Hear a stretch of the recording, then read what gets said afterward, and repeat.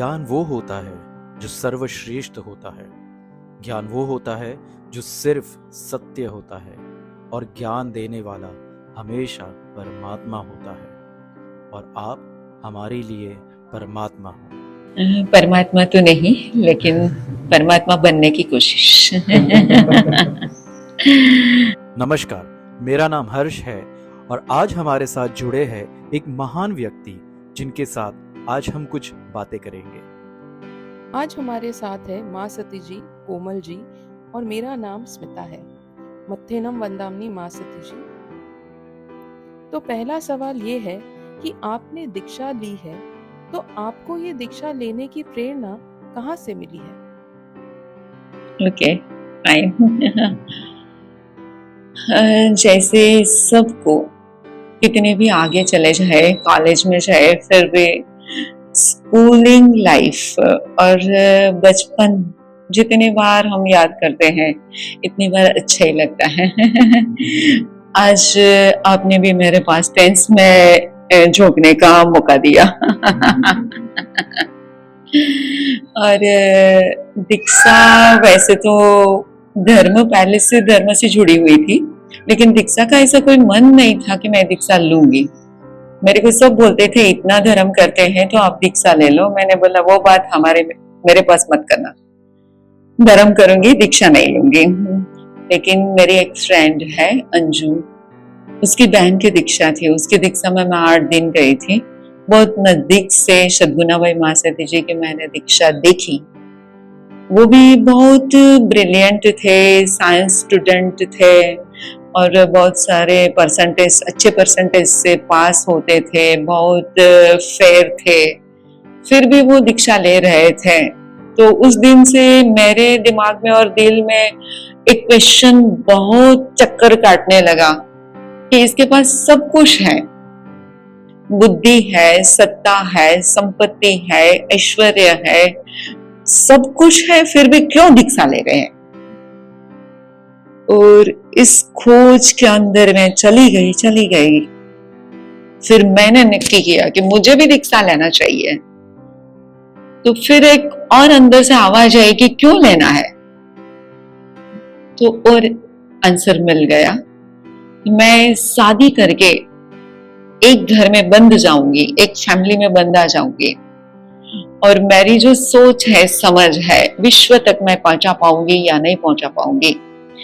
तो दीक्षा वो एक तरीका है, वो एक लीगल हमारा जीवन है कि सबके साथ हम विश्व के साथ जुड़ सकते हैं। और मेरा दीक्षा लेने का मन दीक्षा देखकर हुआ है, और इसके पीछे का रीजन वो है कि जो संसार में अच्छाइयां है उसका मेरे को प्रचार प्रसार करना है, सबको अच्छाइयों के साथ जोड़ना है, और जो बुराइयां है उसको निकालने की कोशिश करना है। अलबत्त मैं समझती हूँ कि ये पूरा काम भगवान भी नहीं कर पाए हैं। फिर भी जो काम पूरा नहीं होता है उसकी शुरुआत हम नहीं करेंगे, इसकी थिंकिंग नहीं रखना चाहिए ऐसी। इसलिए मैं बस सबके साथ अच्छाई और बुराइयों को निकालने के लिए, अच्छाइयों का बहुत प्रचार प्रसार करने के लिए, और आत्म खोज, अपने आत्मा की खोज करने के लिए, राग द्वेष से मेरी आत्मा को मुक्त करने के लिए मैंने दीक्षा ली है। इतनी मेरी सोच है। बहुत ही अच्छी सोच है, जिससे हमें अभी आपके माध्यम से ज्ञान दर्शन का एक अपॉर्चुनिटी।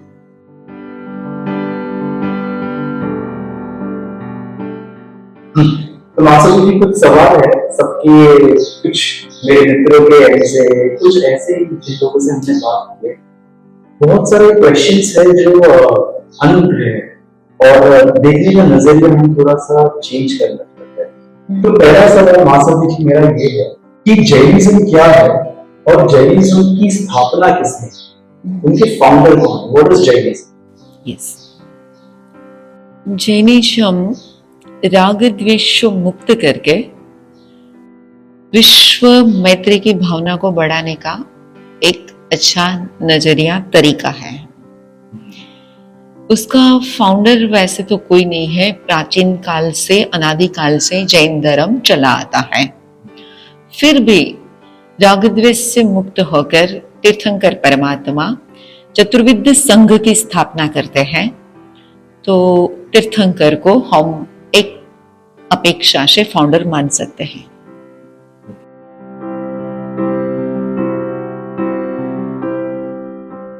हमने जैनिज्म तो हम सुने हैं सबसे, लेकिन जैनिज्म एक साइंस है कि वो एक रिलीजन, ये हम जानना चाहिए। बहुत अच्छा क्वेश्चन है। जैनिज्म न सिर्फ धर्म है, रिलीजियन है, न सिर्फ साइंस है, धर्म के अंदर छिपा हुआ एक विज्ञान है। ये नई सोच आ जाएगी हमारी।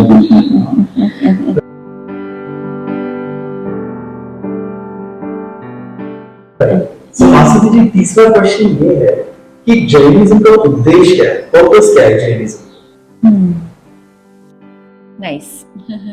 जैनिज्म का उद्देश्य है विश्व मैत्री को बढ़ाना, वसुधैव कुटुंबकम, संस्कृत में बोला है वसुधैव कुटुंबकम, ऑल आर माय फ्रेंड्स। विश्व के जितने भी जीव है वो सब हमारे फ्रेंड है, उसके साथ मैत्री भावना बढ़ाना है, वो जैनिज्म का सबसे पहला उद्देश्य है।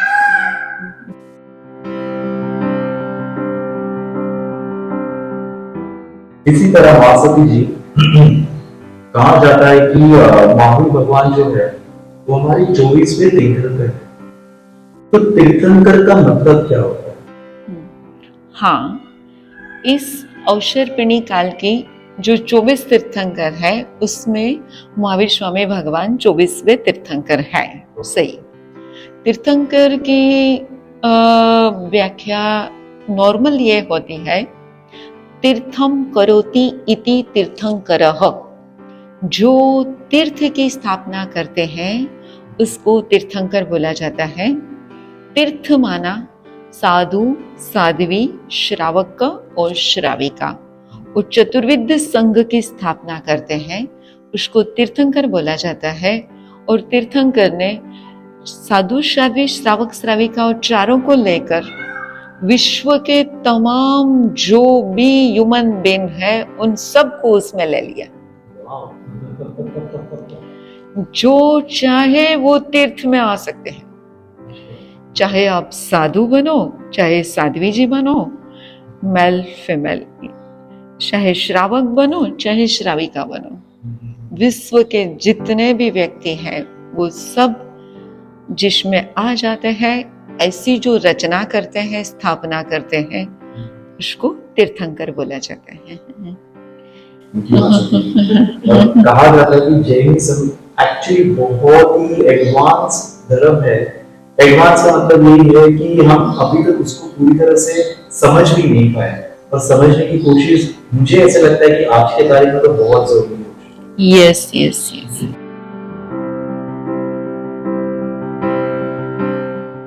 जैन धर्म में कितने संप्रदाय हैं? जैन धर्म में मुख्य 4 संप्रदाय हैं, दिगंबर, श्वेतांबर, मूर्ति पूजक और तेरापंथी। और वो चारों संप्रदाय व्यवस्था का पार्ट है।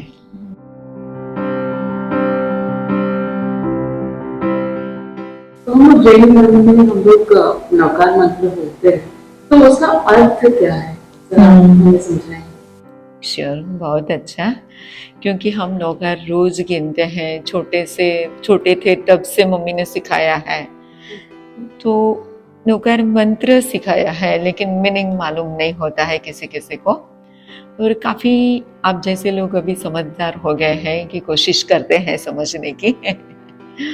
तो नौकार मंत्र हम उसको श्रेष्ठ मंत्र मानते हैं। वैसे तो सभी मंत्र श्रेष्ठ हैं, लेकिन राग द्वेष से मुक्त हुए अरिहंत, सिद्ध, आचार्य, उपाध्याय और साधु साध्वी जी भगवंत उसको इष्ट मानना, उसको देवता मानना और उसको इष्ट देव मान के उसकी आदर भाव, रिस्पेक्ट करना, वो नवकार मंत्र का मेन अटेंशन है।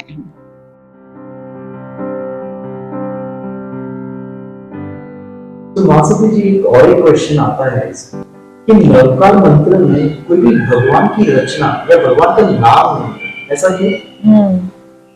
बहुत अच्छा। क्योंकि पर्टिकुलरली कोई भी देवता का नाम, कोई भगवान का नाम, तो एक नाम आता है तो नाम प्रधान मंत्र हो जाता है। लेकिन ये नवकार मंत्र नाम प्रधान मंत्र नहीं है, गुण प्रधान मंत्र है। गुण प्रधान माना जितने भी आचार्य हैं, जितने भी उपाध्याय हैं, या जैन के हैं या नॉन जैन के हैं, जितने भी साधु साध्वी जी हैं, जितने भी राग द्वेष से मुक्त हुए अरिहंत और सिद्ध परमात्मा है, उन सबको ये नवकार मंत्र से हम नमस्कार करते हैं। तो ये इन शॉर्ट हमारा मंत्र कोई व्यक्ति, कोई देवता, उसका पर्टिकुलर नाम लेकर के ये मंत्र नहीं बना है। इस सब में ऐसे गुण जिसमें है उसके लिए ये मंत्र है। तो ये सभी देवताओं के लिए है और सभी अरिहंत सिद्ध आचार्य उपाध्याय भगवंतों के लिए मंत्र है। प्रेरणा भरी बातें है कि किसी इंसान को लेके, किसी एक व्यक्ति को लेके नहीं, ये सभी के लिए है। कोई भी ये नवकार बोल सकते हैं। और जिसमें ऐसे गुण है आचार्य जैसे, जिसमें उपाध्याय जैसे गुण है, जिसमें राग द्वेष से मुक्त हुए अरिहंत जैसे गुण है, वो सभी नमो अरिहंताणम, नमो सिद्धाणम, नमो ऐर्यणम, नमो वज्राणम अपने अपने 5 पद में से आ जाते हैं। सबके गुणों को नमस्कार है, कोई व्यक्ति को नमस्कार नहीं है।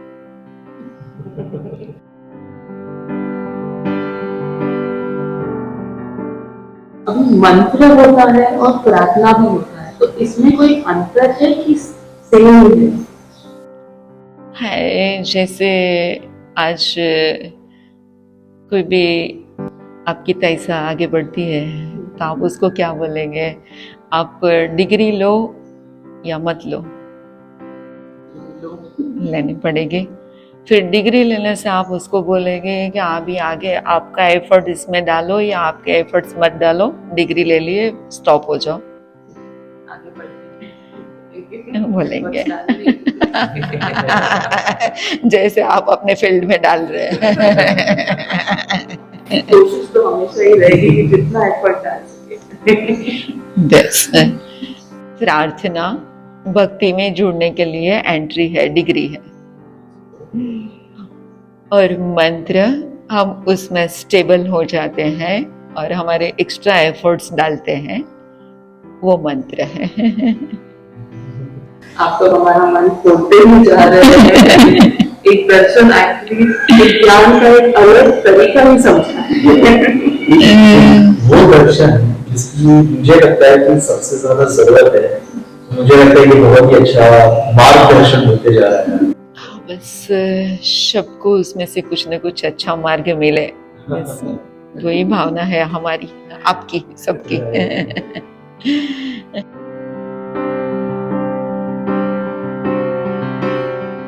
मत्तेनम वंदामि मां सती जी हमारे साथ जुड़े हुए हैं। मां सती जी, जिनेश्री जी, मां सती जी आपका वंदन है और थैंक यू, आप अपना वापस से समय निकाल के हमारे साथ जुड़े। तो हम कुछ वार्तालाप भी कर रहे थे मां सती जी के साथ, कुछ प्रश्नों का उत्तर चाहते थे। तो और क्वेश्चन आया मां सती जी, और ये मेरे दोस्त की तरफ से क्वेश्चन था। एक्चुअली बहुत सारे लोगों का भी एक प्रश्न है, कोर प्रिंसिपल्स जो हम बात करते हैं जैनिज्म का क्या है, या तो जैनिज्म का मूल सिद्धांत क्या है? अच्छा है, अच्छा क्वेश्चन है। मूल सिद्धांत अहिंसा, सत्य, औचौर्य, ब्रह्मचर्य और अपरिग्रह, वो 5 मूल सिद्धांत है जिसको महाव्रत बोला जाता है और श्रावक गृहस्थों के लिए अणुव्रत बोला जाता है। ये मुख्य 5 सिद्धांत है।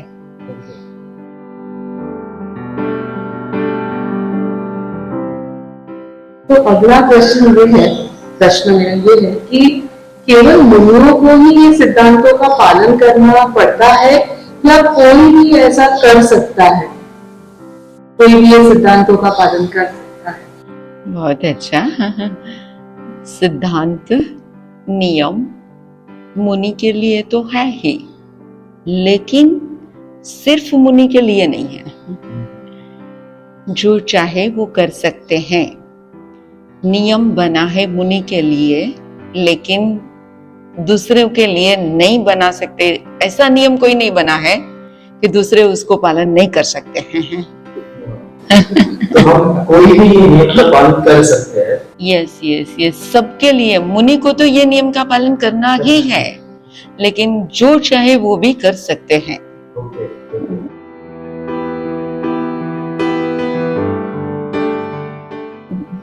तो महासती जी, अभी हम थोड़े तीखे सवाल पे आते हैं जो युग से रिलेटेड है, जो आज के विश्व से रिलेटेड है। और ये इस तरह है कि अगर मान लीजिए किसी का नाइट शिफ्ट का जॉब है, तो जैसे जैन धर्म में कहा गया है कि हम रात को नहीं खाना चाहिए, तो रात को भात नहीं करना चाहिए, सूर्यास्त। तो अगर कोई नाइट शिफ्ट में है, तो उसके लिए क्या उपाय हो सकता है? Very nice. जैसे दिन के 12 घंटे तक कोई घर पे नहीं आ पाते हैं, जैसे हमारी नेक्स्ट जनरेशन, आज के बच्चे मॉर्निंग टाइम घर से निकल जाते हैं, रात को घर पे आते हैं, तो दिन के खाने का प्रबंध वो कैसे करते हैं? घर से 1 टिफिन 2 टिफिन, बच्चे बोलते हैं कि मैं नहीं खा पाऊंगी, फिर भी मामा 3 टिफिन दे देती है।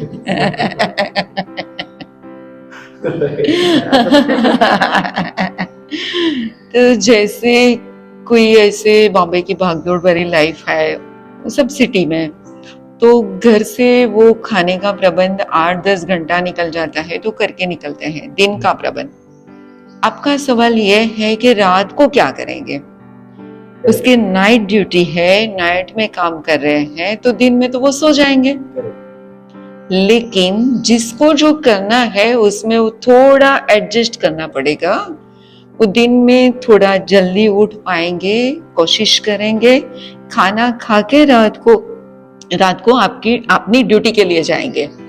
और वैसे भी जैनिज्म में बताया है कि जिसको रात को काम करना है उसको रात को खाना बिल्कुल गलत है, फिजिकली बहुत ही खराब है। रात को नींद नहीं करेंगे और जागेंगे और खाना खाएंगे तो पेट का प्रॉब्लम होता है। तो जिसको रात की ड्यूटी है वो दिन में खाने का प्रबंध कर लेंगे। जैसे सुबह मॉर्निंग नहीं खाना खा सकते हैं तो दोपहर का प्रबंध साथ में लेके जाते हैं। तो इसीलिए जो रात को ड्यूटी में जाते हैं थोड़ा जल्दी उठकर जल्दी खाकर ड्यूटी पे जाएंगे। ये बात तो सही है।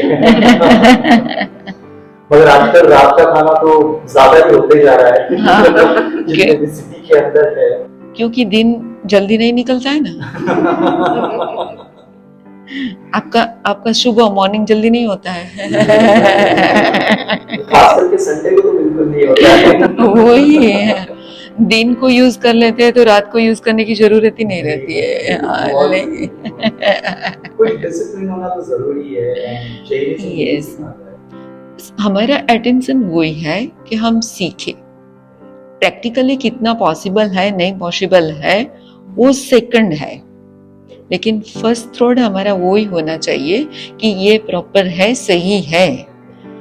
और परिस्थितियां जब मालूम पड़ेगा कि ये सही है तो हमारी परिस्थितियां के अनुसार हम उसको एडजस्ट करने की पूरी ट्राई करेंगे। जितना हम समझते हैं इतना प्रैक्टिकल नहीं कर पाएंगे, लेकिन नहीं समझेंगे तो बिल्कुल नहीं कर पाएंगे। तो बिल्कुल बहुत सही है।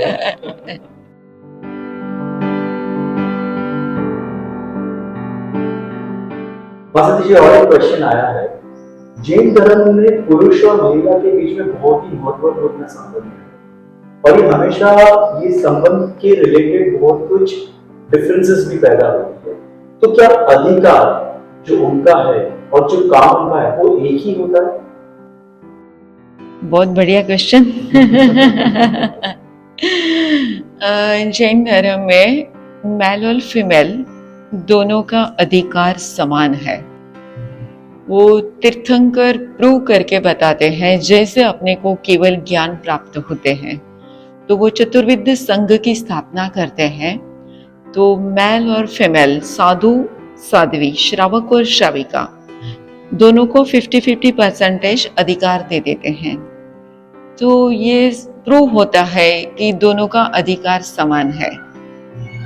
रहा प्रश्न समान काम का, समान कार्य का, दोनों समान काम करते हैं तो गलत नहीं है, लेकिन समान काम करना ही चाहिए वो गलत है। क्योंकि अपनी शारीरिक क्षमता, मानसिक क्षमता, फीलिंग्स, पारिवारिक क्षमता, मर्यादा, उस सब को ध्यान में रख के सबके काम अलग अलग रहते हैं, लेकिन अधिकार सबका समान रहता है। तो काम सब समान नहीं कर पाएंगे शायद। जो काम समान नहीं कर पाते हैं तो ऐसा नहीं समझना चाहिए कि उसका अधिकार समान नहीं है। जैसे आजकल सब बोलते हैं कि लड़कियां पढ़ती है, पैसे कमाती है, तो लड़के क्यों रसोई नहीं बनाते हैं? सीखना ही चाहिए। तो जो ही लगता है ना, वो गलत है।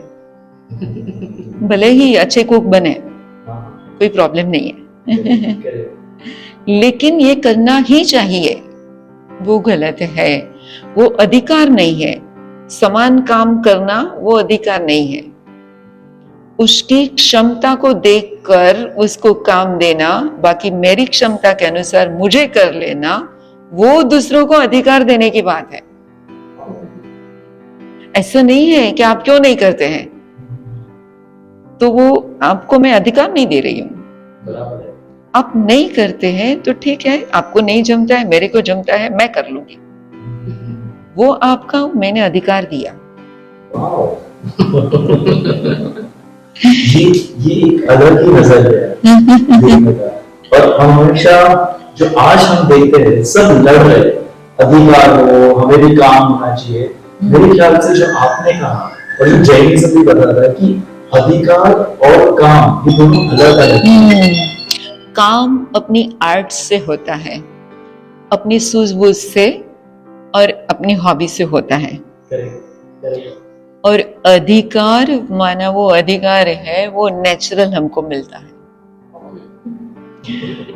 तो काम तो सबके अलग अलग रहते हैं। जैसे एक बच्चे की परवरिश में माँ सिखाती है घर में कैसे रहना है, और पापा सिखाते हैं कि कॉर्पोरेट जगत में कैसे रहना है।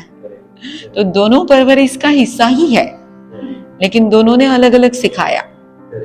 तो एक ही फील्ड में दोनों एक ही काम सिखाएंगे तो बच्चा भी बोलेगा मम्मी आप भी बोलते हैं, पापा भी बोलते हैं, दोनों में से एक ही मेरे को सिखाओ।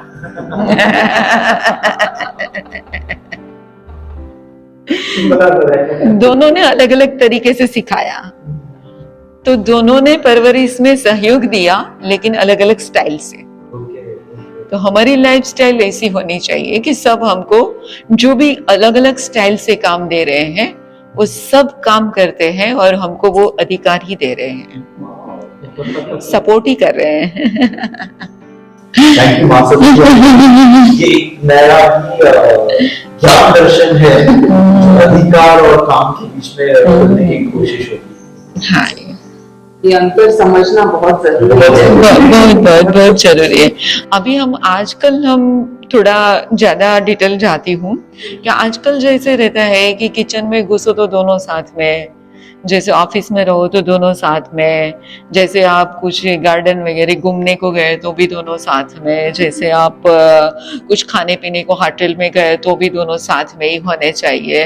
तो सब काम में हम जुड़े रहे, सब काम में जुड़े रहे, ठीक है, अच्छा है। लेकिन हमारा क्या होता है, संघर्ष कहाँ है? वो नहीं करते हैं तो संघर्ष है, मैं करती हूँ आप क्यों नहीं, मैं ऐसा एडजस्ट करती हूँ आप क्यों नहीं करते हो, मैं जो काम करती हूँ तो आप क्यों काम नहीं करते हो। तो जो हमने बनाया रखा है कि मैं करूँ वो भी करे, वो अधिकार नहीं है, वो संघर्ष है, वो झगड़े हैं।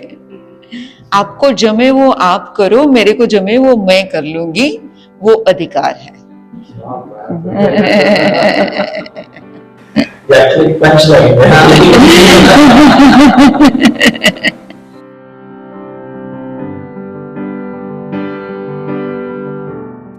तो आजकल क्रोध ये एक इतना ऐसा शब्द हो गया है ना कि हम बच्चों को भी बोलते हैं कि अरे इसको क्रोध आ गया है, बड़ों को भी बोलते हैं इनको क्रोध आ गया है। तो आप हमें कोई रास्ता बता सकते हैं कि हम ये क्रोध या एंगर को कैसे कंट्रोल कर सकते हैं? कोई जरिया है जो हम लोग अपना सकते हैं जिससे हमारा क्रोध कंट्रोल हो जाए? और मास्टर इसी के ऊपर और एक थोड़ा सा क्वेश्चन था मेरा जी। कि जैनिज्म में ऐसा कुछ लगा है कि क्या हम एंगर को एक्चुअली कंट्रोल कर सकते हैं? यस, 100%। बहुत बढ़िया, क्योंकि आजकल जो 32 आगम है वो हमारे सिवाय ज्यादा कोई खोल नहीं पाते हैं। हमारा जो ठाणांग सूत्र है उसका तीसरा स्थान, उसका तीसरा उद्देश्य, इसमें लिखा हुआ है कि 3 रीजन है गुस्सा को कंट्रोल करने का। पहला ये है कि हमको उसको, वो गुस्सा करता है तो मुझे गुस्सा नहीं करना है, अच्छी तरह से समझाने की कोशिश करना है। सेकंड, वो समझ नहीं पाएंगे, मेरे बोलने से ज्यादा गुस्से हो जाएंगे, तो मुझे मौन रहना है। थर्ड, मैं मौन नहीं रह पाती हूँ, वो खुद के ऊपर भी कंट्रोल नहीं कर पाती हूँ, तो मुझे वो स्थान छोड़ के चले जाना चाहिए। वो दूसरों का गुस्सा कंट्रोल कराने का एक अच्छा तरीका है। बात रही खुद को गुस्सा कंट्रोल करने की, वो तो बहुत इम्पोर्टेंट है।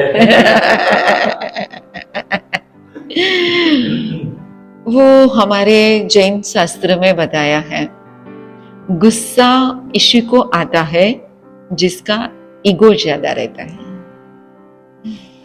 ईगो अंदर से ट्रंकोल करता है। यस, ट्रंकोल करता है और गुस्सा को बाहर भेजता है कि आप जाओ, मैं चुपचाप अंदर बैठता हूं। और इगोस्टिक जो रहते हैं ज्यादा, जिसकी नेगेटिविटी ज्यादा रहती है, जिसको एक्सपेक्टेशन ज्यादा रहता है और जिसको टेंशन ज्यादा रहता है, वो 4 रीजन है उसको गुस्सा ज्यादा आता है।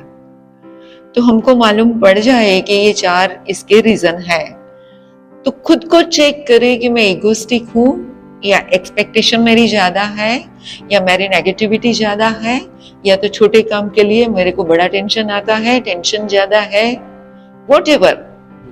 तो ये 4 में से गलती तो मेरी ही कुछ है, वो खुद समझेंगे तो खुद भी कंट्रोल कर सकते हैं। अगर खुद ने कंट्रोल नहीं कर पाए, तो सत्संग से, कोई अच्छे आदमी से, अच्छे गुरु से समझ के भी गुस्से को कंट्रोल कर सकते हैं। गुस्सा बहुत कंट्रोल करना बहुत ही इजी है।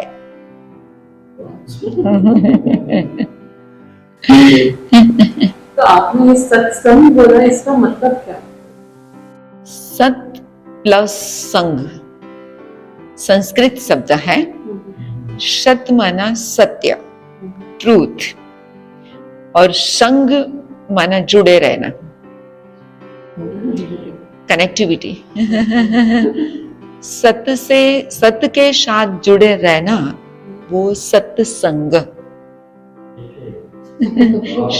और सत्य के साथ जो हमको सत्य समझाते हैं उसके साथ हम जुड़े रहे, कंटिन्यूटी रखे, संबंध रखे, उसको बोला जाता है सत्संग।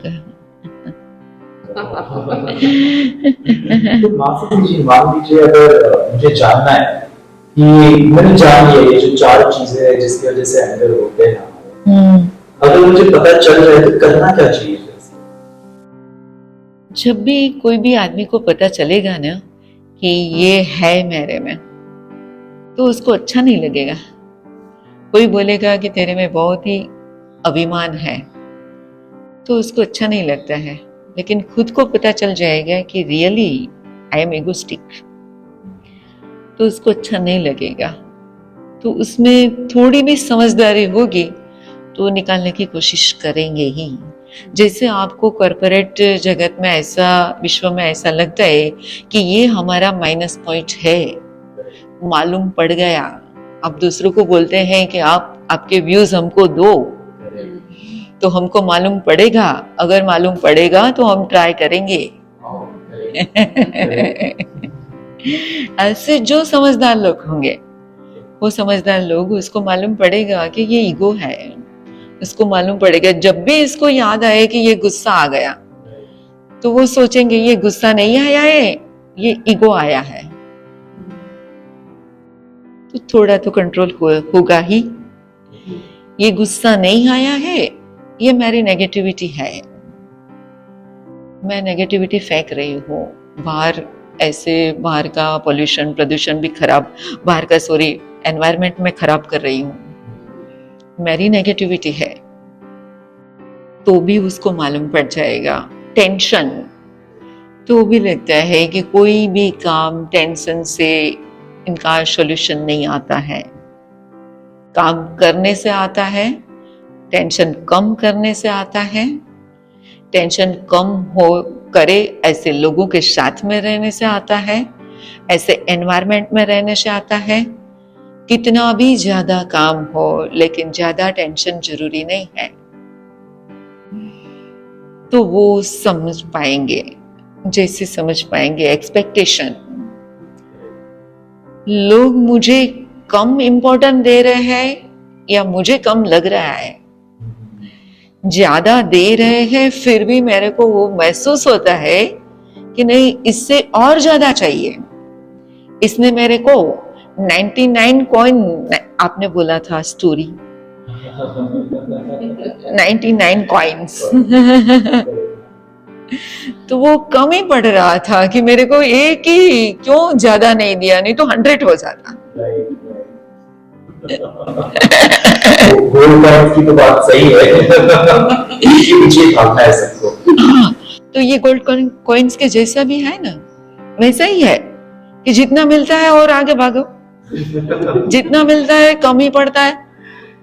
इतना तो मिला, एक बार तो उसने कॉम्प्लीमेंट दिया मेरे को, वो बोलता है एक बार ही दिया, मैंने तो 3 बार आपको दिया था, आपने मेरे को एक बार ही कॉम्प्लीमेंट्स दिया, मैंने एक बार आपको, मैंने तो 3 बार दिया था। बस यही दौड़ में ही दौड़ते रहते हैं। हाँ, ही दौड़ में रहते हैं ये, बस इसलिए हमारा एक्सपेक्टेशन बहुत बढ़ गया है।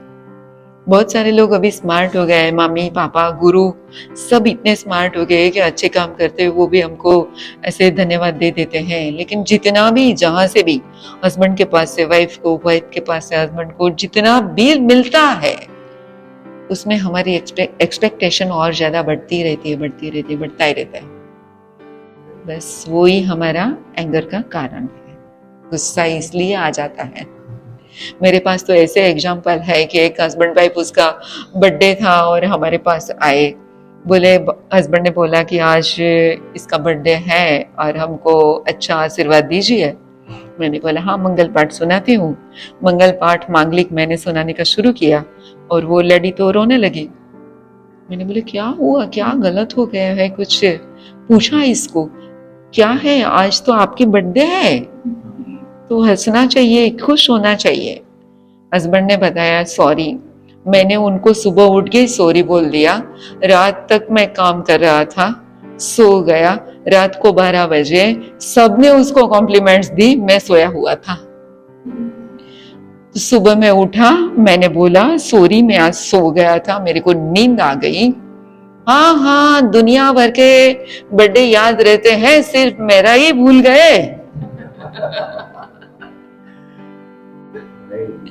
रात भर मैं सोता रहा, वो रोती रही। बस यही हमारी एक्सपेक्टेशन।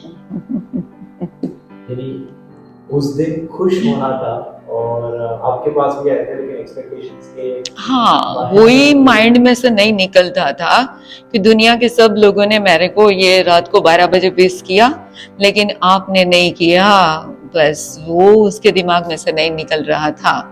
उसने जानबूझ के नहीं दिया था, ऐसा नहीं था, इंसान थे, बहुत काम से भाग दौड़ से जुड़े हुए थे और सो गए तो नींद आ गई और नींद नहीं खुली, तो इसमें क्या बिगड़ा? क्या कॉम्प्लीमेंट्स देते हैं, एक्सपेक्टेशन ऐसा रखनी चाहिए कि कॉम्प्लीमेंट्स देते हैं वो ही हमारे हैं, जो नहीं देते हैं। बहुत सारे लोग ऐसे हैं कि गुस्सा करते हैं फिर भी वो हमारे हैं। फिर भी वो हमारे हैं।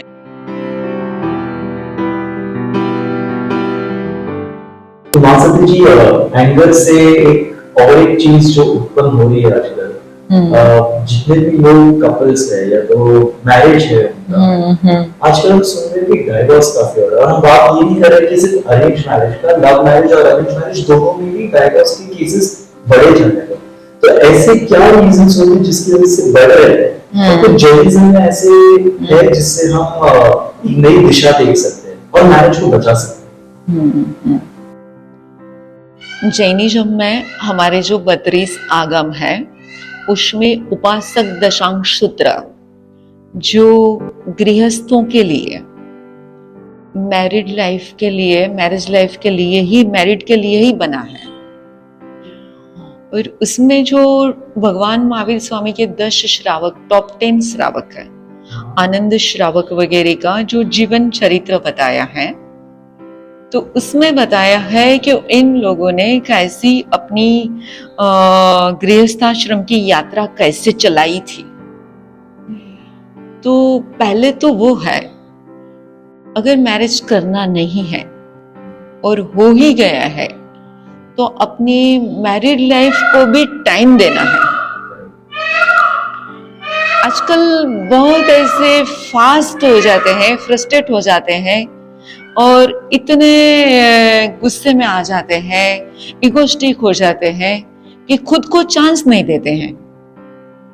इसलिए 4 दिन रहे और नहीं जमा, अभी हम नहीं रह पाएंगे, बस एंगेजमेंट हुई है और जमता नहीं है, हमारे दोनों की थिंकिंग अलग है, हमारे विचारधारा अलग है, तो हम नहीं रह पाएंगे। तो जैसे हम 4 दिन में ही नेगेटिव फेंकना शुरू कर देते हैं, जैसे हम 4 महीने में ही नेगेटिविटी बहुत बढ़ा देते हैं। लेकिन हर चीज को, हर रिलेशन को टाइम देना बहुत जरूरी है। जैसे हमारे मम्मी पापा ने टाइम दिया होगा। जब मेरी माँ इस घर में आई तो वो भी इस घर की बहू बन के आई थी, इस घर की लड़की नहीं थी। इसकी भी परवरिश, इसकी सोच, इसकी समझ, इसके माता पिता, उसका बर्थ डेट सब अलग था। फिर भी मेरी नानी ने माँ को बोला था, देखो बेटा 5 साल एडजस्ट कर लेना, फिर तू ही इस घर की रानी होगी।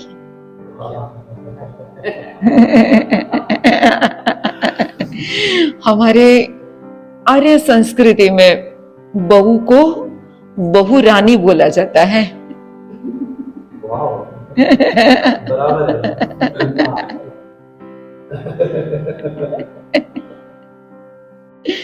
थोड़ा टाइम जाने दो, एडजस्ट करो, आप बहू रानी बन जाओगी। आती है तो बहू बन के आती है, डे फर्स्ट से वो रानी बनने की कोशिश करती है, वो गलत है। पहले बहू फिर रानी। बस थोड़ा टाइम अपने को, खुद को देंगे, खुद की लाइफ को, खुद के रिलेशन को टाइम देंगे तो उसमें एडजस्टमेंट होने की और सेटलमेंट होने की पूरी संभावना है। और सेकंड ये है कि हमारा सिर्फ इस भागदौड़ की दुनिया में हमारा जो लक्ष्य है सिर्फ भौतिकवाद के तरफ ही है। हम अध्यात्म को साथ में थोड़ा भी लेंगे, कर्म की फिलोसॉफी को थोड़ा भी लेंगे, रिलेशन कैसे हुआ है वो थोड़ा भी कर्म की थियरी को समझने की कोशिश करेंगे, तो उसमें हमको कोई दिक्कत नहीं आएगी। लेकिन सिर्फ हम ऐसे भौतिकवाद से ही देखते हैं, फिजिकल से ही देखते हैं। जैसे बोला जाता है, हमारे में ये कमिट पास करते हैं कि हाइट और वाइट देख के राइट किया, फिर जिंदगी भर का फाइट।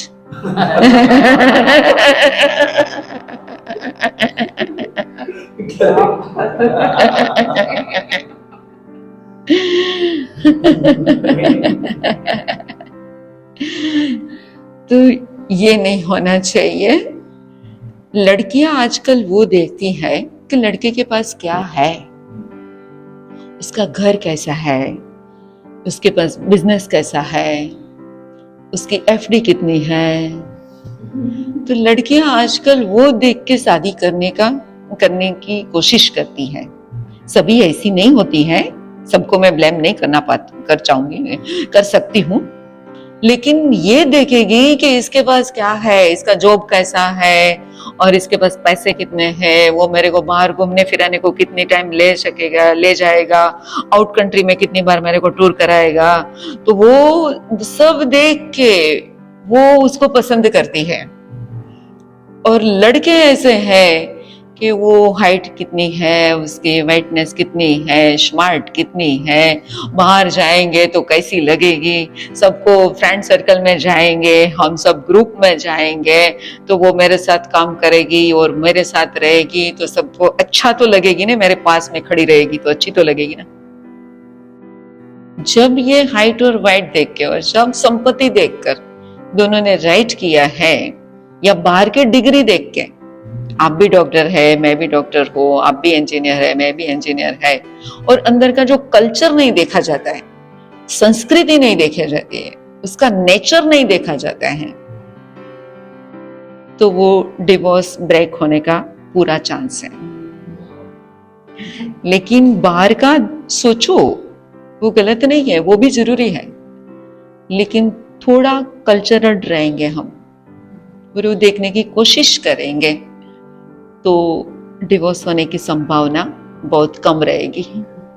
बहुत सही कहा आपने। कल्चर एक ऐसी चीज है जो मेरे ख्याल से देखना पहले लोग करते थे, लेकिन आज कल्चर से मनी ओरिएंटेड ज्यादा लोग देखना पसंद करते हैं। एक स्टेटस जो हम कहते हैं वो देखना ज्यादा पसंद करते हैं, लेकिन ये नहीं कि उनकी भक्ति और भाव क्या है।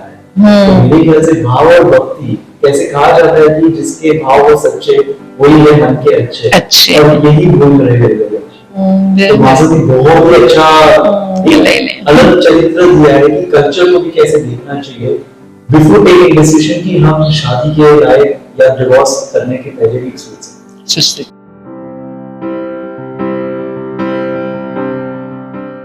सोचना चाहिए। मासूम जी, हमारा एक आखिरी क्वेश्चन है आज के समय का भी अलग देखते हुए, तो 5 चीजें ऐसी क्या है जो हमें प्रैक्टिस करनी चाहिए लाइफ में कि जिंदगी अच्छी तरीके से जाए। जिंदगी अच्छी गुजारने के लिए मैं सिर्फ धार्मिक दृष्टि से नहीं बोलती हूँ, लाइफ के लिए, आर्ट ऑफ लिविंग के लिए बोलती हूँ। आर्ट ऑफ लिविंग के लिए पहला है अहिंसा। दोनों को साथ में रहते रहते या परिवार के साथ में रहते पूरा पहला ध्यान रखना कि किसी का दिल टूट न जाए। दिल टूट जाए ऐसा शब्द बोलना, ऐसा सत्य बोलना, वो भी हिंसा है। सच भी एक्सप्लेन करने की स्टाइल नहीं है तो वो असत्य सरीखा है। मैंने क्या गलत बोला? आपको बोल दिया कि आप कैसे दिखती है, मालूम है अभी इतना लिपस्टिक लगा के आई हो, मंकी के जैसी लगती हो। तो गलत नहीं बोला है, राइट बोला है। सत्य भी स्टाइल, उस स्टाइल से समय को देखा नहीं, व्यक्ति को देखा नहीं, स्टाइल भी हमारी ऐसी कि उसको आउट करने की स्टाइल थी, उसको ऐसा नीचा दिखाने की स्टाइल थी, तो वो हमारी हिंसा है। किसी के ऊपर गुस्सा करना वो हमारी हिंसा है। सत्य भी गुस्से से बोलना वो भी हमारा असत्य है। इसलिए सबसे पहले सबके साथ जुड़े रहने के लिए, विश्व मैत्री की भावना के लिए हमको पहला अहिंसक बनना है। अंदर से अहिंसक, मन से, अपने वचन से, अपने काय योग से, तीनों योग से अहिंसक बनने की भावना। प्रैक्टिकल कितना कर पाएंगे वो सेकंड थॉट है, सेकंड स्टेप है, लेकिन अहिंसक बनने की भावना।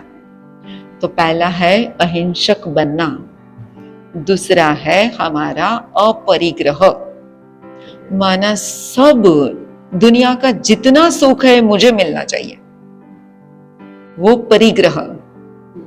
मुझे जितना सुख मिला है उसमें से मैं थोड़ा पास ऑन करूंगी, वो अपरिग्रह। सुख का बंटवारा वो अपरिग्रह। सुख की भावनाएं, स्वार्थ, सेल्फिश बनते जा रहे हैं, हमारे पास सब जमा करते रहे, जितने भी कॉम्प्लीमेंट्स मिले जमा करते रहे, और चाहिए और चाहिए, जितने भी कॉइन्स मिले उतने हम लेते रहे और चाहिए और चाहिए। वो सब परिग्रह। तो दूसरा सुखी रहने का तरीका है अपरिग्रह। तीसरा सुखी रहने का परिग्रह है अनेकांतवाद, सबके एंगल से देखने की कोशिश करना, सिर्फ मेरी नजर से नहीं। मेरी नजरिया तो इतने तक ही जाती है, सबके नजरिया से देखने की कोशिश, बाद में डिसीजन लेना, वो अनेकांतवाद है। तो मेरी नजर से और आपकी नजर से, दोनों की नजर से देख के जो डिसीजन ले सकते हैं वो अनेकांतवाद है। आपकी सिचुएशन क्या है, मेरी सिचुएशन क्या है। फॉर एग्जाम्पल, जैसे हम बाहर जाने को चाहते थे, सब फ्रेंड्स थी हमारी, तो एक दिन ऐसा हुआ कि वो आई नहीं, तो हम बस स्टॉप पे खड़े थे, तो सबने बोल दिया वो तो ऐसी है, एवरी टाइम लेट ही आती है, अभी उसको लेके जाना ही नहीं है, नेक्स्ट टाइम हम जाएंगे ना, प्लान बनाएंगे, उसको नहीं लेंगे, उसके लिए कितना वेट करना पड़ता है। और वो बेचारी आई और आके बोली सॉरी। मैंने बोला क्या हुआ है, तेरे लिए कितना सबको वेट करना पड़ता है। सॉरी, आज मेरी सास की तबीयत अच्छी नहीं थी और सास के लिए डॉक्टर को बुलाना पड़ा, और सास को ऐसे छोड़ के मैं आ जाती वो भी अच्छा नहीं लगता है ना, हम लोग पिक्चर देखने को जा रहे हैं, और 1-2 घंटे में उसका गैस भी अच्छा हो गया और इसको इंजेक्शन दिया, मेरी ननद भी आ गई, इसलिए मैं फिर आ गई इधर। हमने सोचा कि वो ऐसी है, वो एकांत, और उसके एंगल से, अब अनेकांत की दृष्टि से हम सोचे तो क्या सोचते, होगा कुछ भी तो रीजन होगा, इसलिए नहीं आई है, नहीं तो वो क्यों नहीं आती। तो दूसरों की सिचुएशन से सोचना वो अनेकांत है। तो सुखी होने का एक तरीका अनेकांतवाद। और चौथा है औचौर्य, चोरी नहीं करना है। हम बहुत सारी चोरी करते हैं, income tax, sale tax, property taxes, उसकी भी चोरी करते हैं। इसके साथ साथ हम वो भी चोरी करते हैं, किसी को कॉम्प्लीमेंट्स देने में भी कंजूसाई करते हैं, वो भी एक चोरी के नहीं देंगे, उसने अच्छा काम किया है लेकिन वो फिर इगोस्टिक हो जाएगा, मत दो, नहीं देना है, नहीं करना है, वो करता है तो अपन नहीं कर सकते है क्या।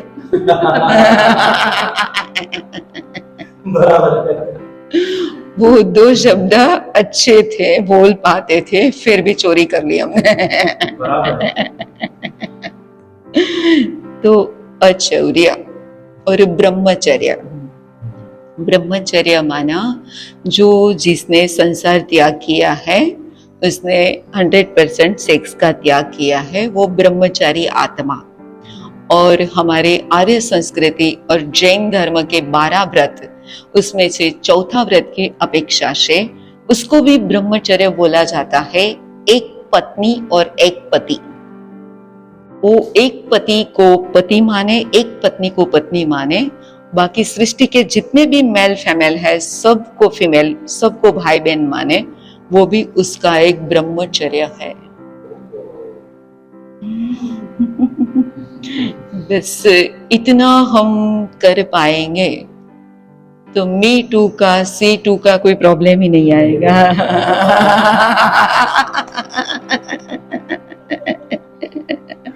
वही तो नहीं कर पा रहे लोग आजकल।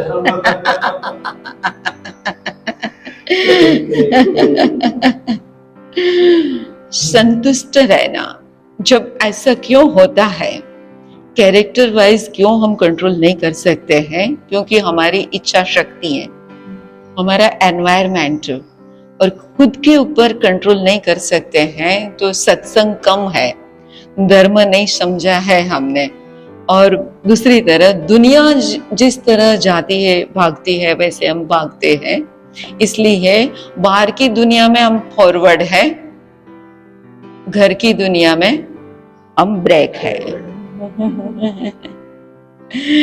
एज यू लाइक, सबको बोलती हूँ कि एज यू लव लाइक, आपको बाहर की दुनिया से रिलेटेड रहना है या अपने घर में जीना है, रहना है, घर में खुश रहना है। बस सबको कितना भी बाहर जाए लेकिन आना तो घर में ही है। बस बाहर के कितने भी रिलेशन है लेकिन अपने रिलेशन ही अच्छे लगते हैं। बस जिसको इम्पोर्टेंट देना है उस तरीके से अपना जीवन बनाने की कोशिश करो। थैंक यू सो मच आपके लिए जो एक्चुअली देखा जाए तो ये सिर्फ जैन धर्म के हिसाब से ये जीने की ये नई रीत है। और मुझे लगता है कि शायद अगर कोई ये वीडियो भी देखेगा तो समझ पाएगा कि ये एक नया चीज है, नया जैनिज्म है और धर्म को कैसे देखा जाता है। माता जी आपका समय के लिए हम वापस नमन करते हैं और अपने वंदना करते हैं आपको। नहीं स्मिता और हर्ष, बहुत मुझे भी बहुत अच्छा लगा और मेरी भी ये फर्स्ट ट्रायल है। शायद आज आप हमारे गुरु बन गए हैं और हमको क्वेश्चन पूछ रहे हैं। मैं छोटी थी स्कूल में, मेरे टीचर मेरे को क्वेश्चन पूछते थे और मेरे को आंसर आता था तो मैं बहुत खुश होती थी। और जैनिज्म का प्रचार प्रसार करने का आपने भी एक अच्छा मौका दिया। ये जो कुछ है वो अपने परमात्मा की ओर से मिला है, अपने आचार्य भगवान गुरुदेव गच्छाधिपति भावचंद्र जी महाराज साहब आदि गुरु भगवान तो सबके पास से मेरे को मिला है। इसका सब श्रेय हम अपने गुरु और परमात्मा को देंगे और सबका भला हो, सबका कल्याण हो, सबका मंगल हो। शुभम भवतु, शिवमस्तु सर्व जगतः अस्तु।